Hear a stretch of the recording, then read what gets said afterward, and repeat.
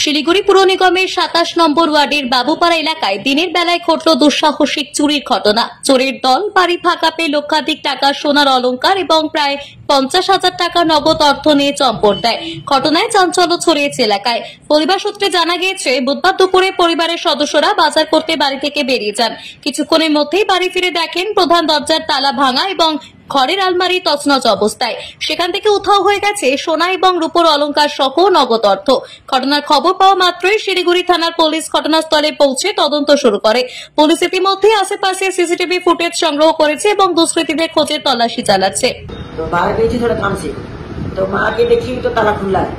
ताला खुला मैं देखी आए होंगे बाजार से, इनकी तबीयत खराब है, चलो आ गए होंगे।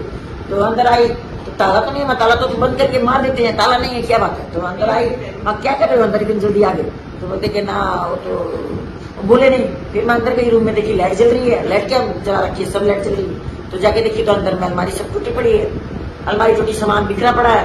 तो देख के तो मेरा माथा खराब, सबको मैं फोन करी फटाफट में आओ, मैं तो पागल हो गई, मैं तो एकदम खत्म हो गई। तानिया सरकारी रिपोर्ट, पाहाड़िया टाइम्स।